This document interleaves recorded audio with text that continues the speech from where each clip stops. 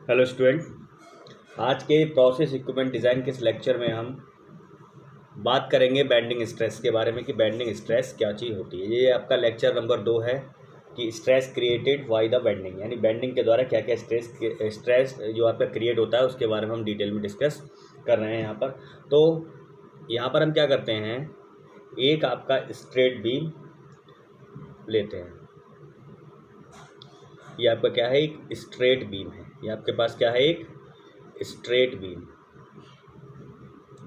ये आपका है स्ट्रेट बीम, ठीक है। इस स्ट्रेट बीम का क्रॉस सेक्शन आपका कुछ भी हो सकता है। मान लीजिए इस तरीके से क्रॉस सेक्शन आपका है, तो इस स्ट्रेट बीम का जो क्रॉस सेक्शन है आपका वो कुछ भी हो सकता है,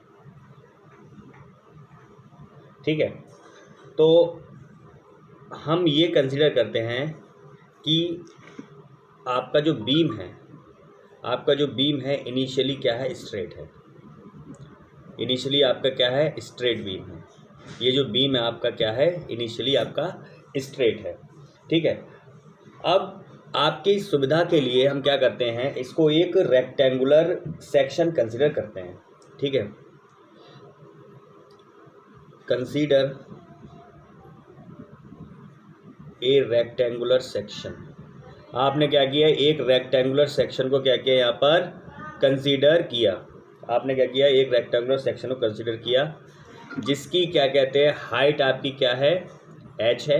ये आपका क्या है, एक रेक्टेंगुलर सेक्शन, इसकी हाइट आपकी h है और इसकी जो विड्थ है वो आपकी b है, ठीक है। अब ये जो आपका बीम है जो इनिशियली आपका स्ट्रेट था, इसको अब क्या किया जाता है, बेंड किया जाता है।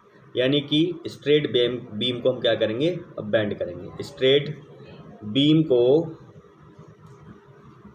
बेंड किया जाता है। अब आपका क्या करेंगे, इस जो बीम है आपका उसको हम क्या करेंगे, बेंड करेंगे। जब हम बीम को बेंड करते हैं तब क्या होता है, जब इस बीम को हम बेंड करेंगे तो हमें कुछ ना कुछ मूवमेंट या कुछ फोर्सेस अप्लाई करने पड़ेंगे, कुछ ना कुछ हमें मूवमेंट या फोर्सेस अप्लाई करने पड़ेंगे, ठीक है। तो मान लीजिए हमने इस बीम पर क्या किया, एक अपना मूवमेंट को अप्लाई किया। इस पर क्या किया, हमने एक मूवमेंट अप्लाई किया, ठीक है। तो आपका जो बीम है, जब फोर्सेस अप्लाई करने पर हमने क्या किया, वो जो आपका बीम है वो इस तरीके से हो जाता है। आपने क्या किया, इस बीम पर मूवमेंट या फोर्स अप्लाई किया तो आपका बीम इस तरीके से हो गया। आपने क्या किया, एक इधर साइड में मूवमेंट अप्लाई किया, जो स्ट्रेट बीम था, ये जो स्ट्रेट बीम था इस पर क्या किया, इधर से एक क्या किया आपने, एक एंटी क्लॉकवाइज मूवमेंट अप्लाई किया या फोर्स अप्लाई किया, और इधर डायरेक्शन में क्या किया आपने, क्लॉकवाइज किया, ठीक है। तो इस कंडीशन में आप जब अप्लाई करते हैं, यहाँ पर क्या है, ये आपका एंटी क्लॉकवाइज है, ये आपका क्या है, एंटी क्लॉकवाइज, ठीक है। ये आपका जो बीम है वो क्या है, आपका एंटी क्लॉकवाइज, यानी ये जो मूवमेंट आपका है वो क्या है, एंटी क्लॉकवाइज, और ये जो मूवमेंट आपका है वो आपका क्या है, क्लॉकवाइज, ठीक है। तो इस केस में आपका ये जो पोर्शन होता है, जो अपर पोर्शन है या टॉप फाइबर है, ठीक है, उस टॉप फाइबर में क्या हो जाएगा, टेंशन हो जाएगा, उसमें क्या होगी, टेंशन क्रिएट होगी। और जो बॉटम फाइबर है आपका, ये जो बॉटम फाइबर है इसमें क्या होगा, कंप्रेशन होगा, ठीक है।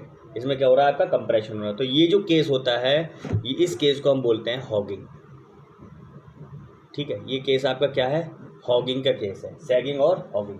यानी हॉगिंग के लिए हमें क्या करना पड़ता है, हॉगिंग के लिए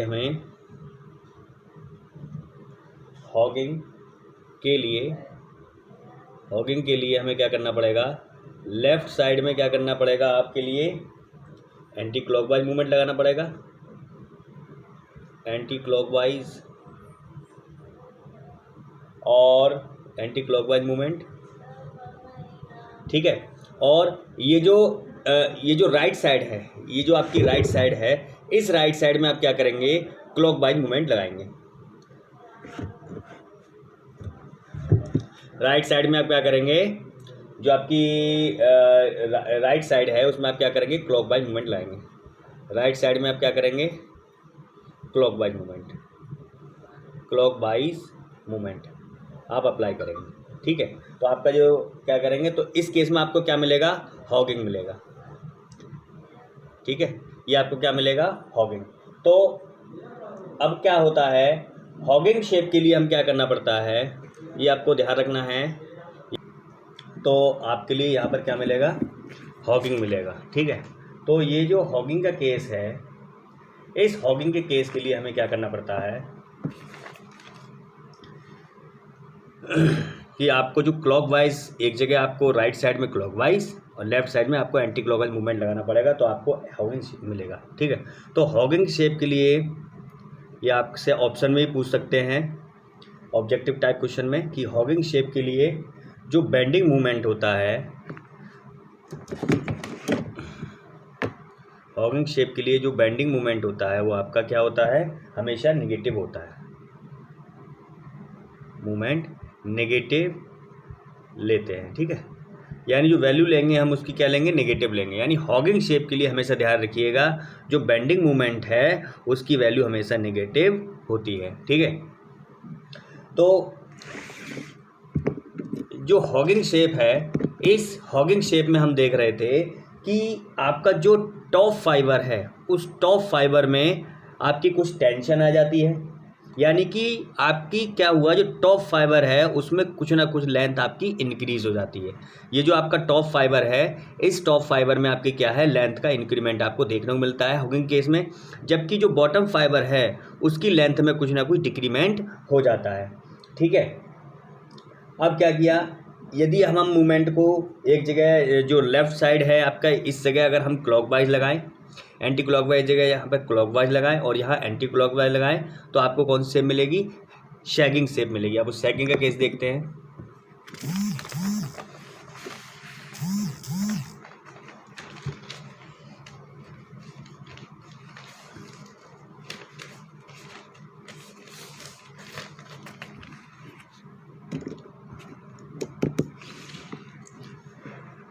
अब आप क्या करेंगे, अब आप मूवमेंट की डायरेक्शन को चेंज कर देंगे।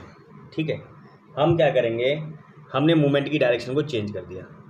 जब मूवमेंट की डायरेक्शन हम चेंज करते हैं तो हमें इस तरीके की शेप मिलती है। ठीक है, तो इस तरीके से शेप जब मिलेगी, जब हम क्या करेंगे, जो मूवमेंट है आपका वो स्ट्रेट बीम पर हम चेंज कर देते हैं। इधर साइड में हम क्लॉकवाइज लगाएंगे। ठीक है, और इधर साइड में आपका क्या लगाएंगे, एंटी क्लॉकवाइज।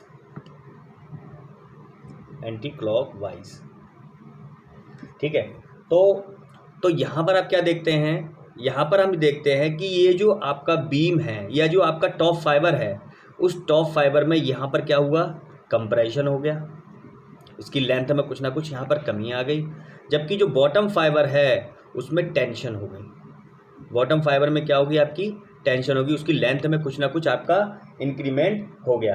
तो ये जो केस होता है इसको हम बोलते हैं सैगिंग। ठीक है, ये आपका केस क्या है, सैगिंग। तो सैगिंग में क्या होता है कि जो बॉटम फाइबर है उसकी लेंथ में इंक्रीमेंट हो जाता है, जबकि टॉप फाइबर है उसकी लेंथ में डिक्रीमेंट हो जाता है। सैगिंग के लिए हमें लेफ्ट साइड में क्लॉकवाइज डायरेक्शन में मूवमेंट अप्लाई करना पड़ता है, जबकि राइट साइड में हमें एंटी क्लॉकवाइज मूवमेंट को अप्लाई करना पड़ेगा, तो हमें सैगिंग का केस यहाँ पर मिलेगा। ठीक है, हमें पता है जब प्रीवियस लेक्चर्स थे तो उसमें हमने देखा कि जो टेंसाइल फोर्स है, तो टेंसाइल फोर्स जो टेंशन के कारण उसको क्रिएट होता है, तो आपका टेंसाइल फोर्स है उसको हम पॉजिटिव कंसीडर करते हैं। टेंसाइल फोर्स को हम पॉजिटिव कंसीडर करते हैं, जबकि जो आपका कंप्रेसिव फोर्स है या कंप्रेशन फोर्स है उसको हम क्या कर लेते हैं, नेगेटिव लेते हैं। जब हमने टेंसाइल और कंप्रेसिव की बात करी थी तब उस केस में। ठीक है, अब आपका कोई भी बीम है वो आपका क्या है, बहुत सारी पैरेलल लेयर्स से मिलकर बना होता है। बहुत सारी लेयर्स उसमें क्या होती हैं, इनफाइनाइट लेयर मान लेते हैं हम उसको एक तरीके से, बहुत सारी आपकी पैरेलल लेयर्स उसमें बनी होती हैं। ठीक है, तो बहुत सारी आपकी लेयर्स होती हैं पैरेलल्स। तो यहाँ पे क्या होता है, जो आपकी जो बीम है उसमें क्या मान लीजिए इनफाइनाइट पैरेलल प्लेन है, हम ये कंसिडर करते हैं। इनफाइनाइट आपके क्या है, पैरेलल प्लेन है। तो जब हम किसी सेक्शन को क्या करते हैं, डिफॉर्म करते हैं, हमें पता है अगर हम किसी भी सेक्शन को, मान लीजिए ये जो बीम है, अगर इसको भी हम डिफॉर्म कर रहे हैं, इसकी शेप को चेंज कर रहे हैं, तो ये बीम क्या करेगा, कुछ ना कुछ रजिस्टिंग फोर्स को क्या करेगा, जनरेट करेगा। उस जो हम मूवमेंट या फोर्स अप्लाई कर रहे हैं उसको रोकने के लिए, अपनी शेप को चेंज ना होने देने के लिए एक रेजिस्टेंस फोर्स को अप्लाई करेगा। तो मान लीजिए आपका जो बीम है, आपने उस पर मूवमेंट अप्लाई किया और आपने उसको इस शेप में मोड़ लिया, आपने उसमें हॉगिंग शेप बना ली, ठीक है, इस तरीके से आपकी शेप होगी, ठीक। अब क्या करते हैं, मैं एक इस पर सेक्शन को कट करता हूँ, एक सेक्शन आपका यहाँ पर कट कर लिया मैंने, ठीक। तो यहाँ पर मैंने एक सेक्शन आपका कट कर लिया। तो इस जो कट सेक्शन है, इसको हम इसका फ्री बॉडी डायग्राम बनाते हैं। तो आपके पास क्या मिलेगा, ये जो सेक्शन हमने कट किया है, मान लीजिए एक्स एक्स सेक्शन इसको कट किया है, इसका फ्री बॉडी डायग्राम बनाते हैं। तो देखिए क्या मिलता है आपको,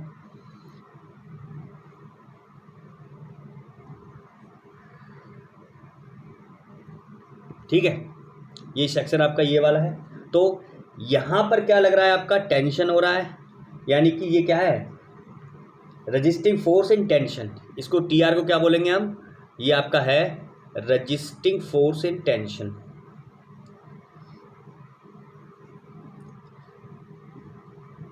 रजिस्टिंग फोर्स इन टेंशन। और ये आपका क्या है, compressive force in tension, compressive force या रजिस्टिंग फोर्स इन कंप्रेशन। ये आपके क्या है, resisting force in compression, resisting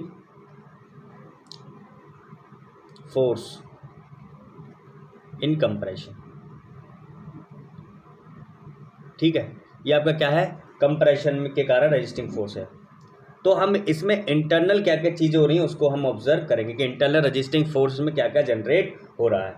तो जो आपका जो प्लेन है, ये जो प्लेन है आपका, बीम था स्ट्रेट, ये आपका स्ट्रेट बीम था, इसको आपने क्या किया, मोमेंट अप्लाई करके इसको हमने हॉगिंग शेप में किया, इसकी साइड को, इसकी शेप को डिफॉर्म किया।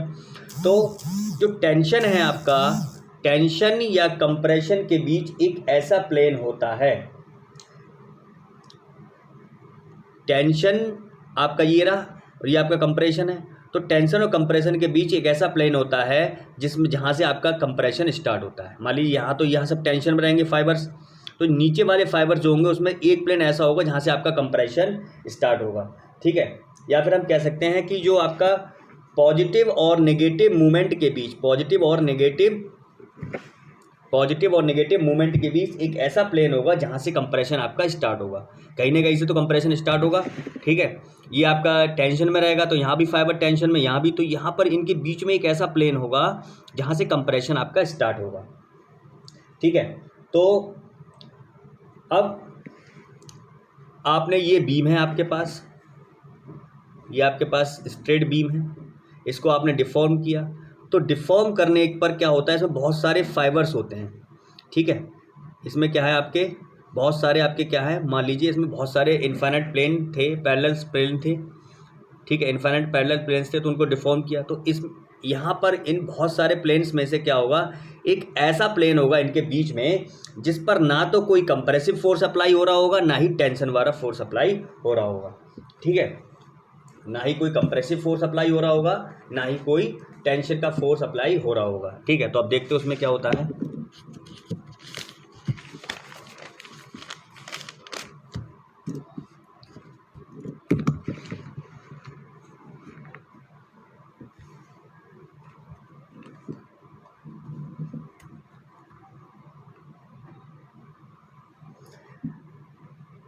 मान लीजिए आपने इसमें बीम आपका ये रहा, ठीक है, और आपके यहाँ सेक्शन, यहाँ आपका मिडिल में कोई ऐसा प्लेन मिला है आपको जहाँ पर ना टेंसाइल फोर्स है ना कंप्रेसिव फोर्स है, ठीक है। तो जब आपका टेंसाइल फोर्स होगा और जब आपका कंप्रेसिव फोर्स होगा, तो जो मटेरियल है बीम का, तो जो बीम का जो मटेरियल है, यानी बीम का मटेरियल क्या करेगा, एक रजिस्टिव फोर्स डेवलप करेगा। बीम का मटेरियल एक resistive force resistive force develop करता है।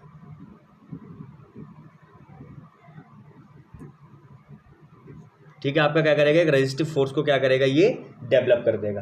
तो हमें मालूम है कि जहाँ जहाँ रेजिस्टेंस आपका ऑफर होता है वहाँ वहाँ आपका स्ट्रेस डेवलप होता है। ठीक है, मतलब जहाँ जहाँ पर आपका रेजिस्टेंस लगेगा, ठीक है, जिस जिस जगह पर आपका मटेरियल में रेजिस्टेंस होगा वहाँ पर क्या होगा, स्ट्रेस डेवलप होगा। स्ट्रेस क्या होगा, आपका डेवलप हो जाएगा। ठीक है, तो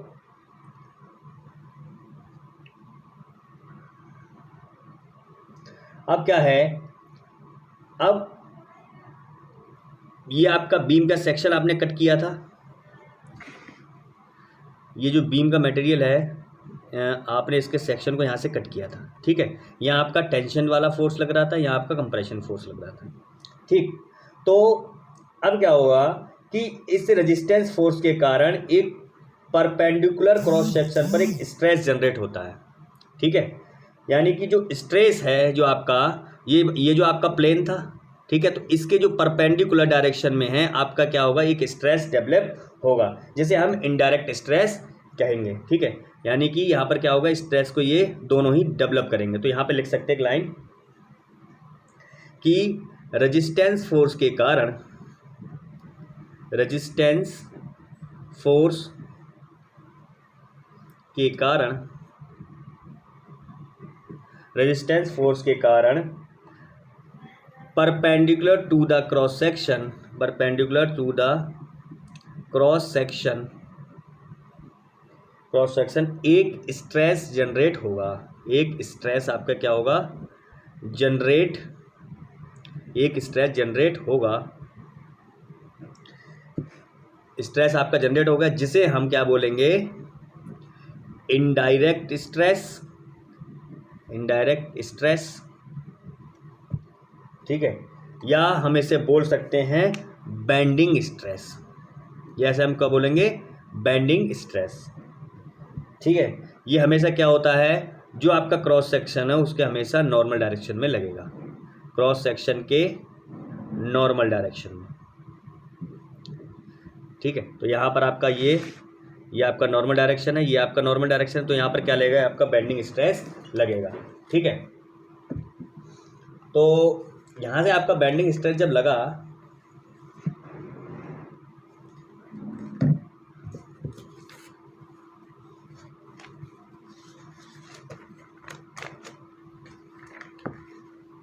मान लीजिए ये आपका प्लेन था, सॉरी ये प्लेन था आपका, तो यहाँ पर क्या लगेगा, सिग्मा बी टी, और यहाँ पर क्या लगेगा, सिग्मा बी सी। ठीक है, ये क्या है, ये आपका सिग्मा बी टी क्या है, bending stress due to tension. ये क्या है, bending stress due to compression. ठीक है,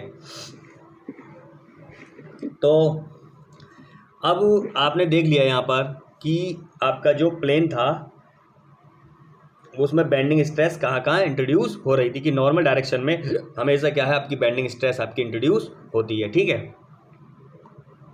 अब जैसे आपने देखा था कि ये जो प्लेन था आपके पास, इस प्लेन पर आपने बात करी थी कि आपका एक बीच में आपका क्या है, एक ऐसा प्लेन होगा जहाँ पर ना टेंशन लग रही होगी ना कंप्रेशन, मतलब कि यहाँ पर क्या होगा, जो बेंडिंग स्ट्रेस है आपका उसकी वैल्यू क्या होगी, ज़ीरो होगी। ठीक है, ये तो उस प्लेन को हम क्या बोलेंगे, हम उस प्लेन को हम बोलेंगे न्यूट्रल प्लेन, न्यूट्रल प्लेन। उस प्लेन को हम क्या बोलेंगे, न्यूट्रल प्लेन। तो इस न्यूट्रल प्लेन पर क्या होगा, ना ही आपका कंप्रेसिव फोर्स होगा ना ही इसमें टेंशन होगी। ठीक है, तो न्यूट्रल प्लेन है तो उसमें जो स्ट्रेन है आपका उसकी वैल्यू भी क्या, ज़ीरो होगी। ठीक है, स्ट्रेन भी क्या होगा, वहाँ पर ज़ीरो होगा, मतलब कोई भी आपका वॉल्यूमेट्रिक स्ट्रेन, डायमंड लेंथ वाला कुछ भी नहीं, स्ट्रेन आपका वहाँ पर हमेशा ज़ीरो रहेगा। ठीक है, तो मान लीजिए यदि हम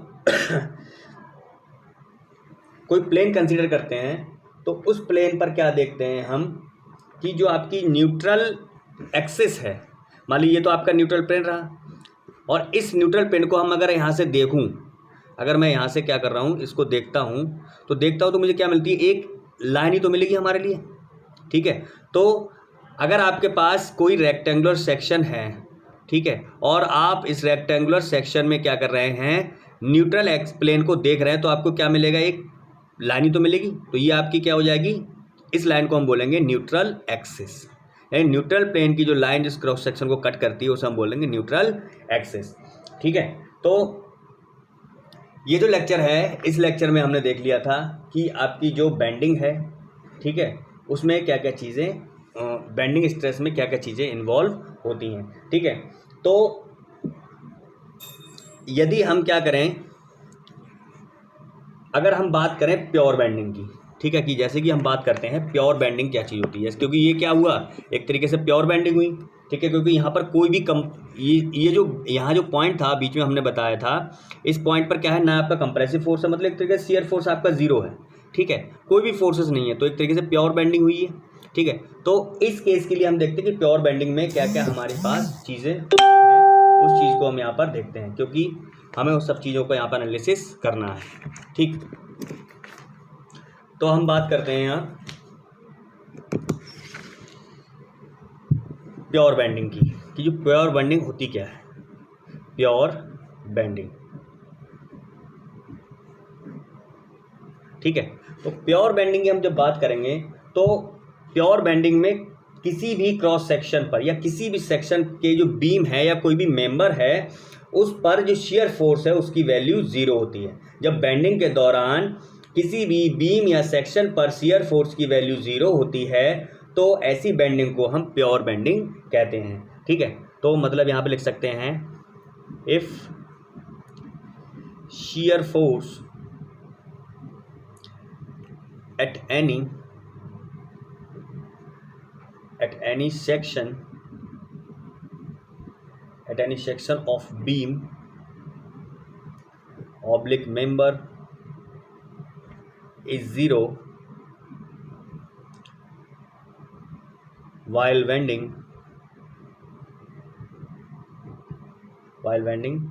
then it is known as pure bending. ठीक है, ये आपकी क्या कहलाएगी, प्योर बेंडिंग कहलाएगी। ठीक है,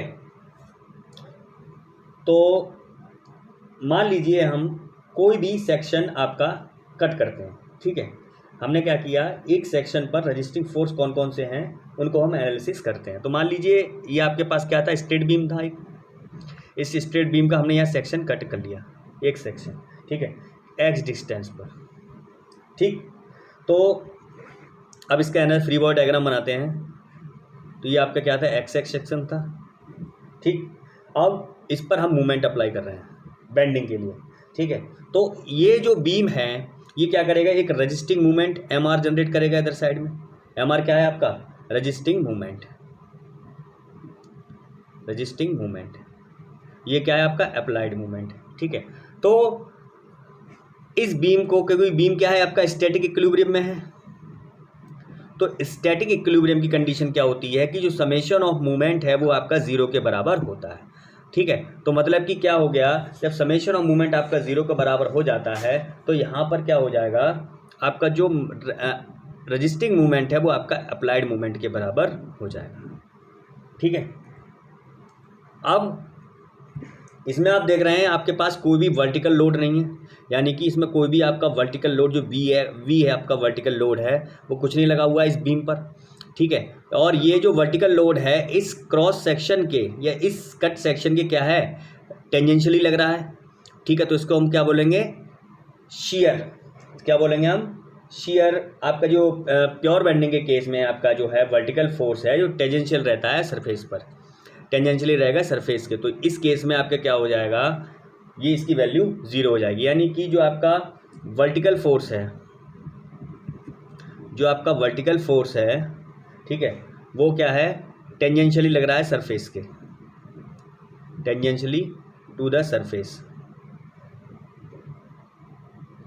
तो प्योर बेंडिंग के केस में जो फोर्स है आपका वर्टिकल फोर्स है उसकी वैल्यू जीरो होती है, कोई भी आपका फोर्स आपका वर्टिकल नहीं लगेगा। ये प्योर बेंडिंग की कंडीशन है। तो आपसे ये पूछ सकते हैं ऑप्शन में कि प्योर बेंडिंग के लिए, आपसे ये ऑप्शन में क्वेश्चन पूछ सकते हैं कि प्योर बेंडिंग के लिए जो वर्टिकल फोर्स होता है किसी भी बीम पर उसकी वैल्यू क्या होती है, तो आपको क्या लगाना, ऑप्शन जीरो। ठीक है, तो ये जो लेक्चर है, इस लेक्चर में हमने जितने भी बीम हैं उसके बारे में, प्योर बेंडिंग के बारे में सीख लिया। अब जो नेक्स्ट लेक्चर होगा उसमें हम बात करेंगे कि आपकी बेंडिंग इक्वेशन के बारे में, और बेंडिंग इक्वेशन से हम एक स्ट्रेस के, जो बेंडिंग स्ट्रेस है उसके फॉर्मूले को हम ड्राइव करेंगे। ठीक है, आज के लिए इतना ही काफ़ी है। Thank you class.